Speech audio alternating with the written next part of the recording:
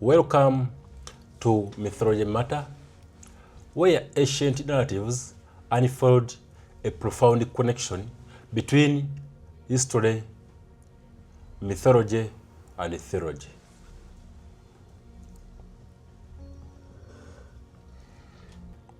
Lemures, angry, restless dead of Roman belief. In the shadow-drenched corners of Roman spirituality, the Lemures represent the ultimate failure of the funeral rite. Unlike the honored manners, these are the angry, restless dead, spirit of those who lives were cut short by violence, misfortune, or neglect. They are the unanchored souls of the Roman world, wandering the halls of the living as skeletal, formless terror. To the ancient Roman, a lemur was a reminder that the past, if not properly buried, remain ravenous. Thank you for joining me. We explore these fascinating nocturnal phantoms of antiquity and the ritual used to keep them at bay. Chapter 1. The shadows of the silent dead. In the mysterious tapestry of Roman religion, the dead were never truly gone. They were merely relocated, existing in a parallel state that demanded a constant negotiation with the world of the living. To the Romans, the afterlife was not distant, ethereal realm, but a layer of reality that depressed firmly against the skin of the everyday. While the manes represented the benevolent, honored ancestors who watched over their descendants with a parental care, and the rayas acted as the divine guardian of the hearth. There existed a much darker, more volatile classification of the deceased, the Lemures. The Lemures, often used interchangeably with the term rather, where the angry, restless dead, they were the jagged edges of the Roman spiritual census. If the manes were the citizens of the underworld, the Lemures were its vagrants, its outcasts, and its predators. They were the spirits of those who had died prematurely, in bracket, more immature, violently, or most tragically, without the proper funeral rites, in bracket, just facile, required to bind them to the peace of the earth.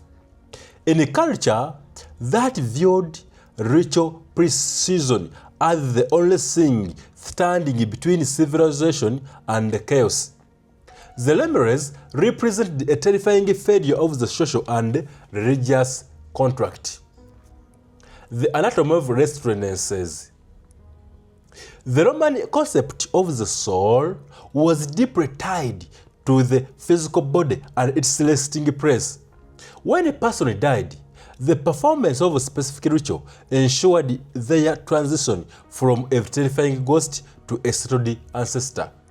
However, when these rituals were skipped, perhaps because the body was lost at sea, or the individual was a nameless criminal, or a child who died before they could be integrated into the family, the soul was left unanchored. These unanchored spirits were not merely sad, they were ravenous. Their anger was both literal and symbolic. They lacked the potential, the regular offering of food, wine, and floral garlands provided by dutiful descendants. Deprived of the nourishment of remembrance, the Lemures became lean, formless, and vindictive. Unlike the Manes, who might appear in dreams with recognizable face and a guiding hand, the Lemures were often described as skeletal, shadowy, or monstrous apparitions. They did not come to provide counsel. They came to inflict the misery of their own existence upon those who still had the warmth of life. The Roman household feared the lemur as one might fear a home invader. They were believed to bring madness and black avatars, disease, and pervasive sense of ill luck. To a home, they were the bump in the night that could not be explained away. The sudden chill in a room and the source of erasure tell us that gripped the mind in the small hours before dawn. The ritual of the midnight bean. To manage these volatile spirits, the Romans did not rely on prayer alone. They relied on sophisticated, almost legalistic form of spiritual hygiene known as the Lemuria. Dedicated on the 9th, 11th, and 13th of May, this festival was a darker mirror of the public. Somber parentaria held in February, while in the parentaria was a time of public mourning and picnic like offering at tombs. The Lemuria was a private, nocturnal, and deeply fearful rite of domestic exorcism. The poet Ovid, in his seminal work Fast, provides the most vivid account of how a Roman dealt with the hungry dead. The ritual was performed by the pater families, the head of the household, who acted as a sort of domestic priest. The ritual began at the stroke of midnight, the dead of night, when the veil between worlds was thinnest. The pater families would rise, walking through the house with bare feet. This lack of footwear was not mere humility. It was a ritual requirement to ensure he was in direct contact with the ground, maintaining a physical connection to the earth while dealing with the spirits of the underworld. His first act was to make the mano thicker and black the fig sign, a gesture where the thumb is pressed between the index and middle fingers. This was a powerful apotropic sign intended to ward off the evil eye and protect the living from the touch of the shadows. With his hands thus protected, he would wash his hands in clean spring water and begin the most curious part of the exorcism, the offering of the beans. The metaphysics of the black bean, the pater families would fill his mouth with black beans. As he walked through the house, he would spit in the bean out behind him, one by one, without looking back. As he did so, he would recite the following incantation: "This I cast with these beans, I redeem me and mine." He would repeat this 9 times. According to Roman folk belief, the Lemures would follow behind him, stooping to gather the beans. The choice of black beans was far from accidental in the Pythagorean and broader Mediterranean tradition. Beans were viewed with deep suspicion. They were believed to contain the souls of dead or to serve a physical bridge to the chthonic realm by offering the beans. The Roman was providing a substitute body. The logic was simple. The angry ghost, seeking to life force of living, would find the beans, symbolic of life and potential, and consume them instead of family's vitality. The beans acted as ransom. The word redeem, and back to redimo, is crucial here. It implies as a commercial transaction, and the Roman was buying his family safety from the dead. The final explosions managed exit pattern. Once the 9 restorations were complete and beans were scattered, the ritual moved from appeasement to explosion. The Pata families would then perform a ritual cleansing with water and strike bronze vessel together. The crushing of bronze was believed to be intolerable to spirits. The sharp metallic noise acted as a sonic barrier that shattered the presence of the ghost. Finally, the homeowner would shout the command, "Man's exact pattern," and black ancestors of my father depart. Though he addressed them as ancestors, the tone was not one of invitation, but of firm dismissal. By calling them ancestors, he was perhaps attempting to flatter them into their proper role, reminding them that their place was in the ground of the underworld, not in the old ways of the living. Only after this ninth and final shout was permitted to look back, the house was now considered clean. The psychology of the shadow, the existence of the Lemures, reveals a fundamental Roman anxiety regarding the unprocessed past in society that functioned on the strict hierarchy of the casus honorum and preservation of the family line. The lemma represented the ultimate failure, a life that left no legacy, a death that left no peace. They were the silent dead, not because they did not speak, but because as they had no voice in the legal or religious comment of Rome. They were the noise in the silence, the static in the Roman signal. By dedicating 3 nights in May to feeding and then chasing away these shadows, the Romans acknowledged a profound truth, that is, the things we refuse to bury properly will eventually come back to haunt us, and that sometimes the only way to find peace is to give the ghost exactly what they want and then tell them firmly to live. Chapter 2. The sociology of Roman fear. To analyze the Lemures is to peer into the cracks of the Roman psyche, where the rigged mumble all civic order met the dark, damp soil of ancestral dread, while Chapter 1 detailed the how of the Lemuria, the beans, the bronze, and the midnight passing. Chapter 2 explores the why the terror of Lemures was not merely campfire ghost story. It was a profound sociological phenomenon and mirrored Roman anxieties regarding social status, regal identity, and the fragile boundary between civilization and the void. The all of the unfinished. In the Roman world, a person was defined by their place in a hierarchy.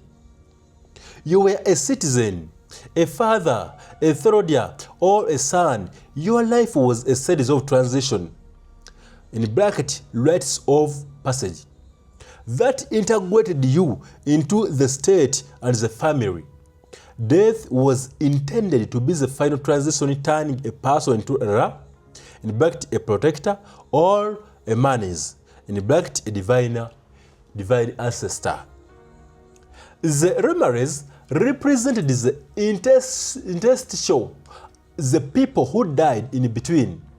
The unmarried, those who died before marriage, were seen as having failed to fulfill their biological and civic duty.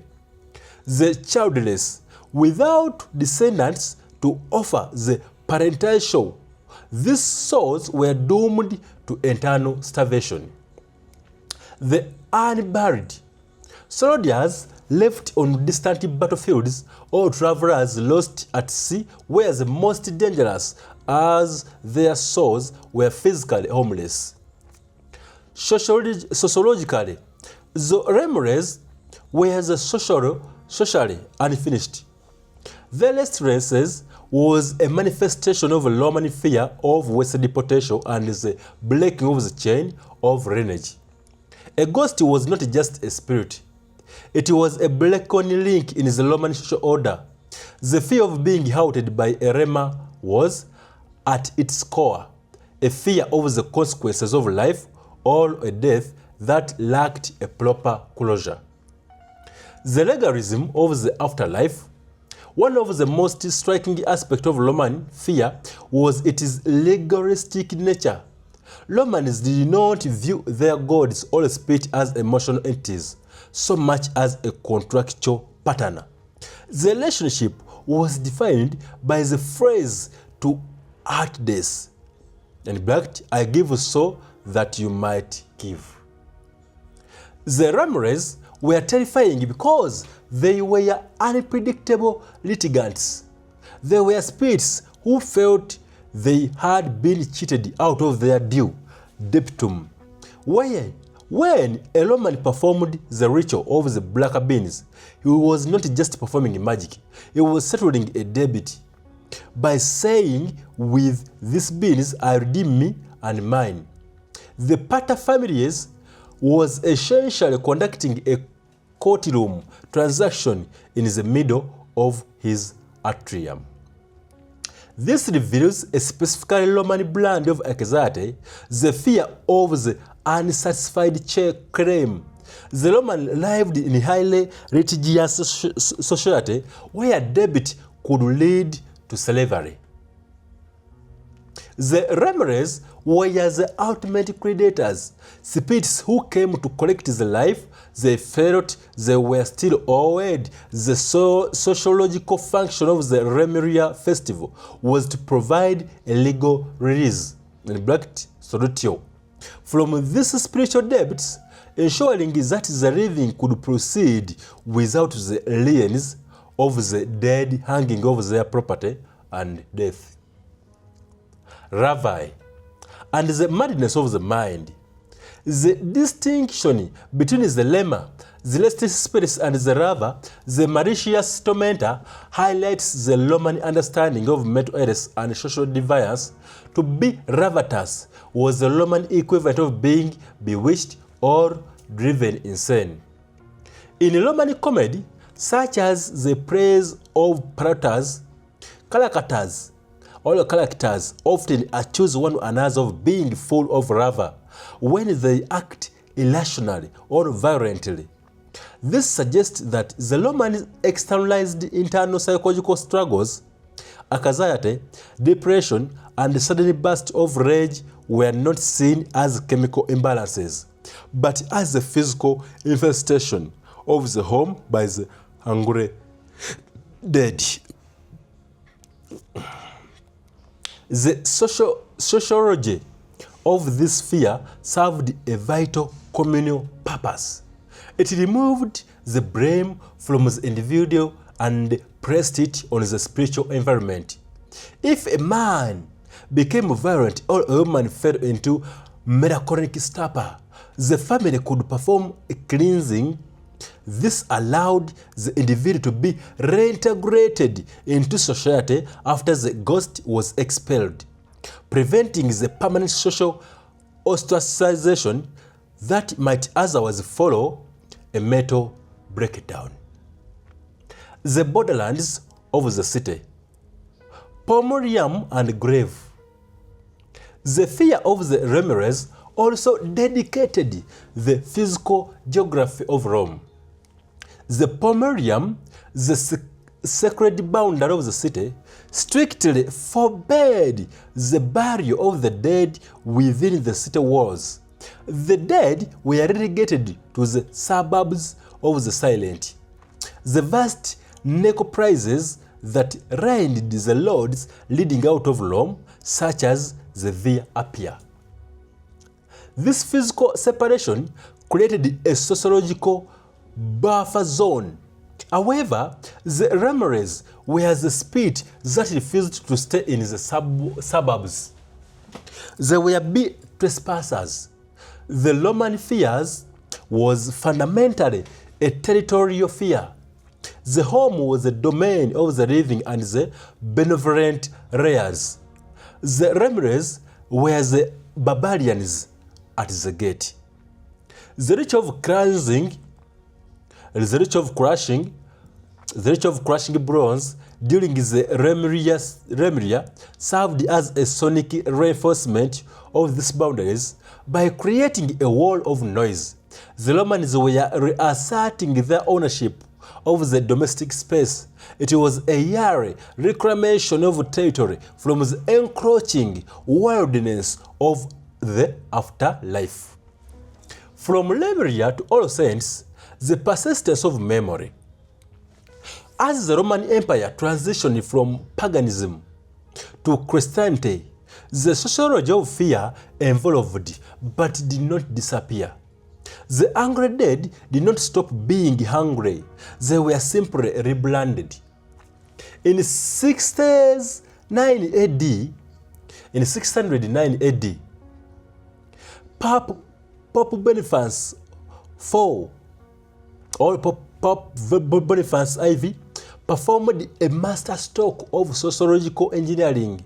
He took the Pantheon, the ultimate symbol of Roman polytheism, and consecrated it to Saint Mary, and all Christian matters he chose to the date May 13th, the final day of ancient Lemuria.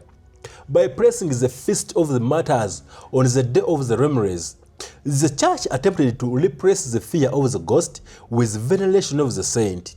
Instead of casting beans to keep the restless dead away, the people were encouraged to pray to the whole dead for protection. This transition marks the point where the Roman sociology of explosion became the Christian sociology of intercession. The utility of fear. Ultimately, the Lemures were a necessary shadow. They provided the Romans with a way to categorize and deal with the messiness of human existence.